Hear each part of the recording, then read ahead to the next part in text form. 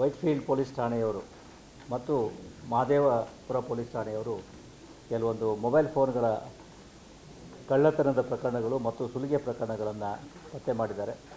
ತಮಗೆ ಗೊತ್ತಿರೋ ಹಾಗೆ ಬೆಂಗಳೂರು ನಗರದಲ್ಲಿ ಅನೇಕ ಸಂದರ್ಭಗಳಲ್ಲಿ ಈ ಮೊಬೈಲ್ ಸ್ನ್ಯಾಚಿಂಗ್ಗಳು ಅಥವಾ ಮೊಬೈಲ್ ಕಳ್ಳತನಗಳು ಆದಾಗ ಅವುಗಳಿಗೆ ಹೆಚ್ಚಿನ ಪ್ರಾಮುಖ್ಯತೆ ಸಿಗ್ತಾ ಇರಲಿಲ್ಲ. ಆದರೆ ಈ ಕಳ್ಳರು ಇದೇ ರೀತಿ ಮಾಡ್ಕೊಂಡು ಹೋಗ್ತಾ ಇದ್ದರೆ ಮುಂದೆ ಅವರು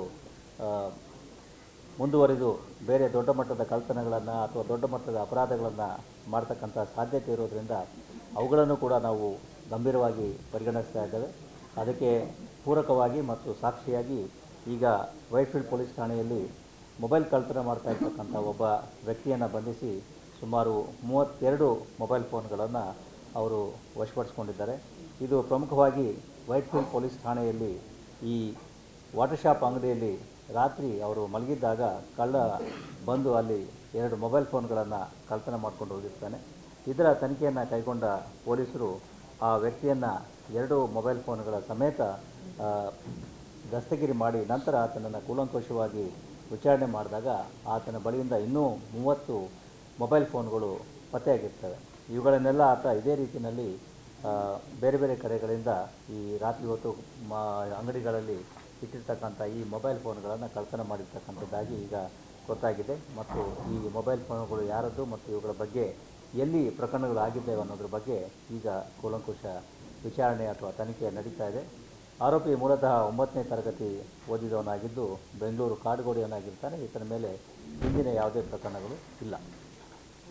ಅದೇ ರೀತಿಯಲ್ಲಿ ಈ ಮಹದೇವಪುರ ಪೊಲೀಸ್ ಠಾಣೆಯವರು ಒಂದು ಉತ್ತಮ ಕೆಲಸವನ್ನು ಮಾಡಿ ಈ ರಾತ್ರಿ ಹೊತ್ತಿನಲ್ಲಿ ಝೊಮ್ಯಾಟೊ, ಸ್ವಿಗ್ಗಿ ಈ ರೀತಿ ಫುಡ್ ಡೆಲಿವರಿ ಏನು ವ್ಯಕ್ತಿಗಳಿರ್ತಾರೆ ಅವರುಗಳು ಹೋಗುವಾಗ ಅವರುಗಳನ್ನು ಹೆದರಿಸಿ ದಸ್ತಗಿರಿ ಹೆದರಿಸಿ ಅವರಿಂದ ಮೊಬೈಲ್ ಫೋನನ್ನು ಕಿತ್ಕೊಂಡು ಹೋಗ್ತಾ ಇರ್ತಕ್ಕಂಥ ಒಂದು ಪ್ರಕರಣವನ್ನು ಭೇದಿಸಿದ್ದಾರೆ.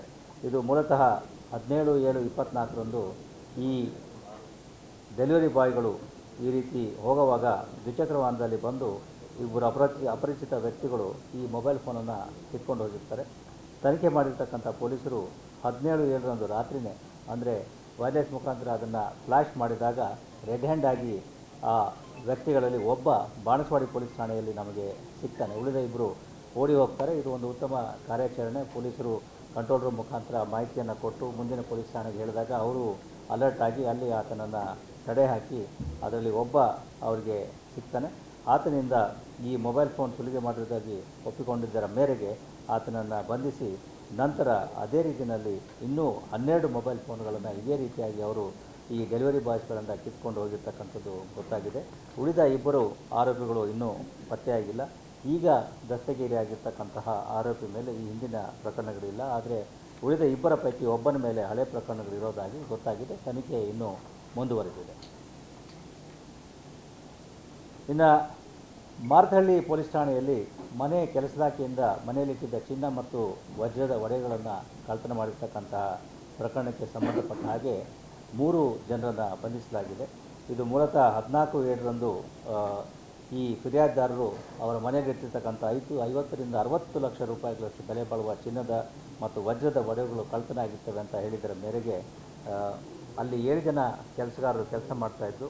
ಅವರುಗಳಲ್ಲಿ ಸಂಶಯ ಇರೋದರಿಂದ ಅವರುಗಳ ಕೂಲಂಕುಷ ವಿಚಾರಣೆಯಲ್ಲಿ ಓರ್ವ ಮನೆ ಕೆಲಸದ ಆಕೆ ಈ ಕಳ್ಳತನವನ್ನು ಮಾಡಿರುವುದಾಗಿ ಒಪ್ಪಿಕೊಂಡಿದ್ದು, ಅದಾದ ನಂತರ ಆಕೆ ಕಳ್ಳತನ ಮಾಡಿ ಅದನ್ನು ಕೊಟ್ಟಿರ್ತಕ್ಕಂಥ ಅವರ ಸಂಬಂಧಿಯನ್ನು ಕೂಡ ದಸ್ತಗಿರಿ ಮಾಡಿ